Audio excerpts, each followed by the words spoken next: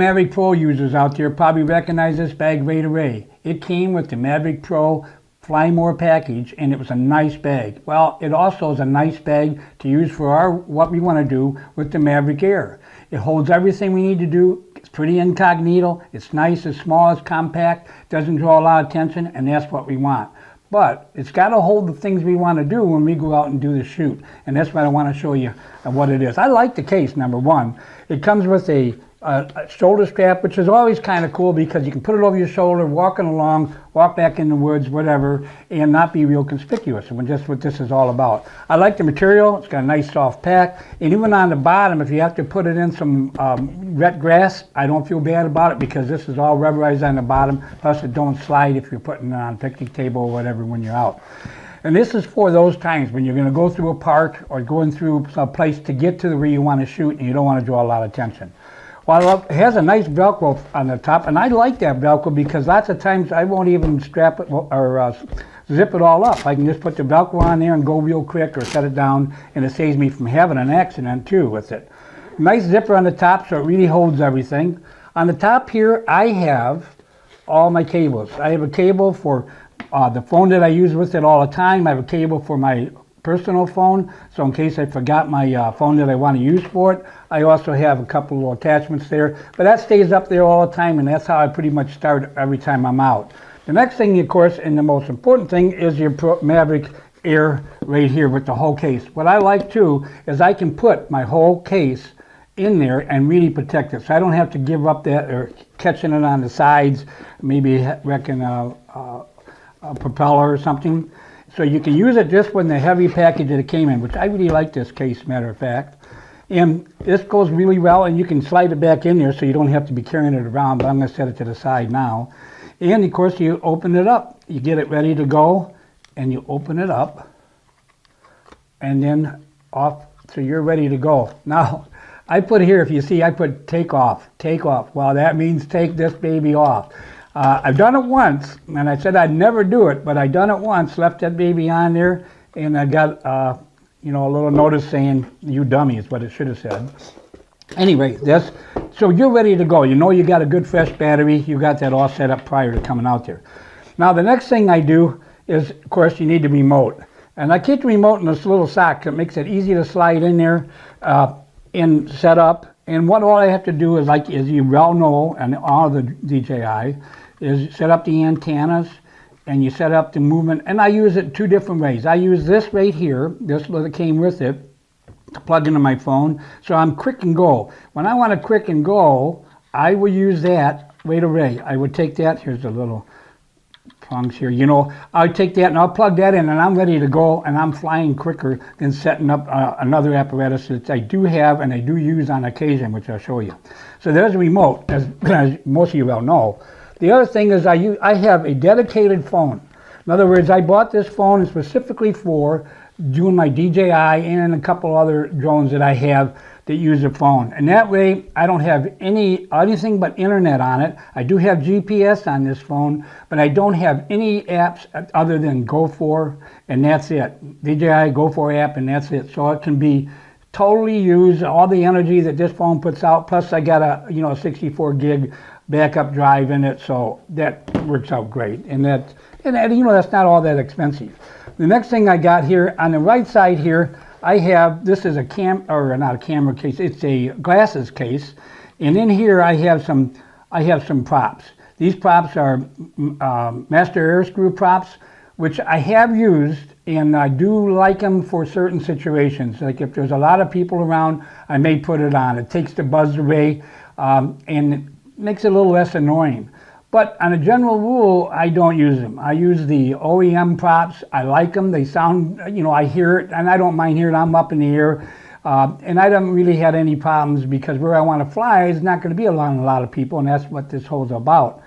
But I have used both version 1 and version 2. I think version 1's a little quieter. Version 2 can do with less adjustment at all. And I'm not too nuts about making adjustments to make something work when I have the props that work real well. So, it's up to you. A lot of people really love them and stand by them, so there you go. Now, the other thing that I have is I take with me, of course, is the I have a cover here. I have another thing for my glasses. I like to have a pair of glasses to see that little screen. As you get older, you might resemble that.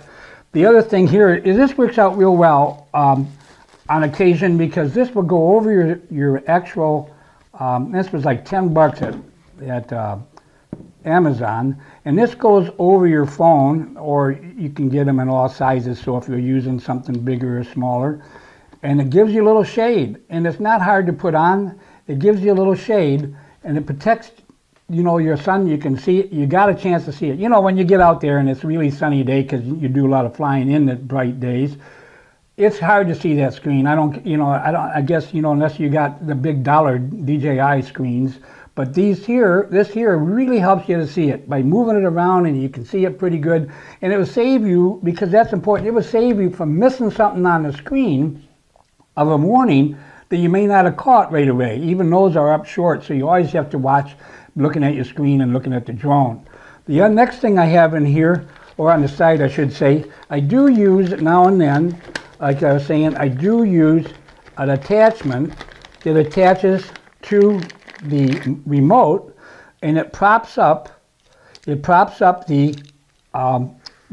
monitor, so I can have it a little above the remote itself, and it actually makes it pretty easy to see in control. So this goes together in locks like that, and then you take it and you stick it in here, locks on that right here. Then you take this, which is, none of this is complicated, and none of this you really need to worry about, but this comes up, let me undo that, this comes up, locks onto your phone.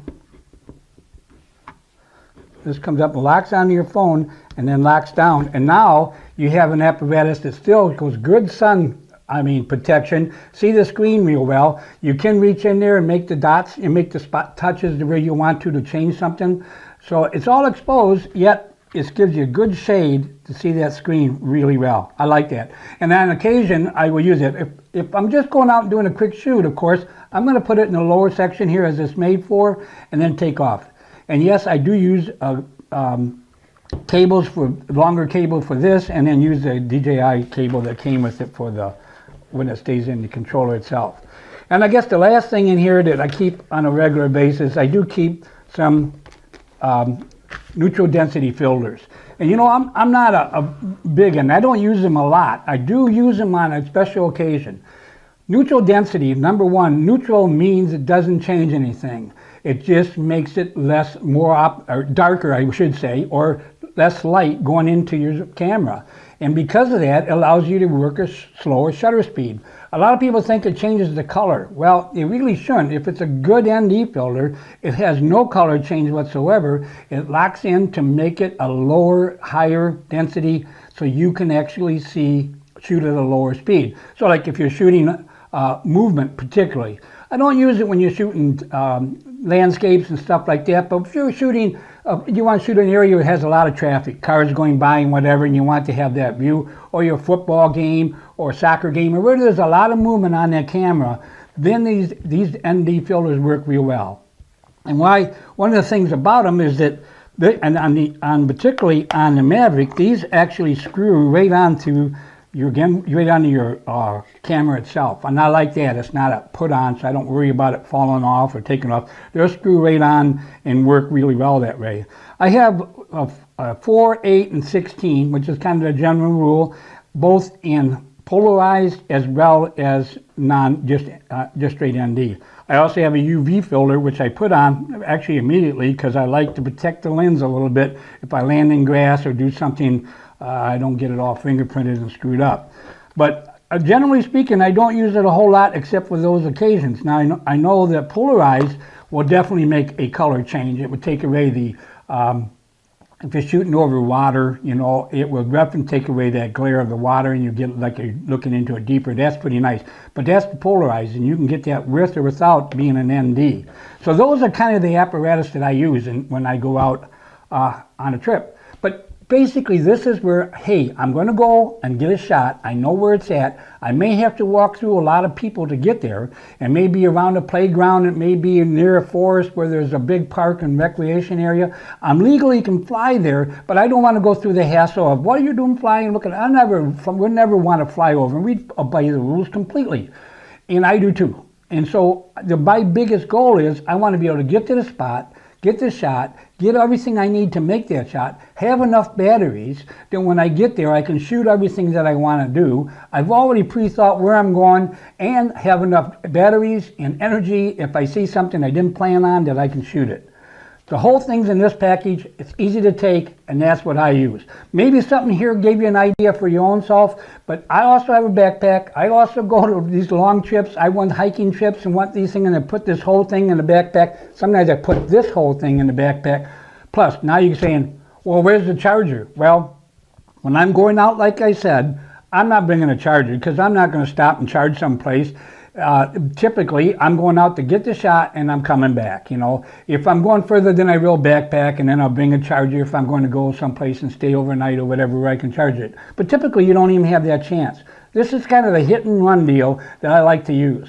It's all about getting the shot comfortably, because most all of us know we're not comfortable when we got a lot of people around or we can't get to the spot without difficulty. So that's what I use. Hopefully this helps. I appreciate you watching.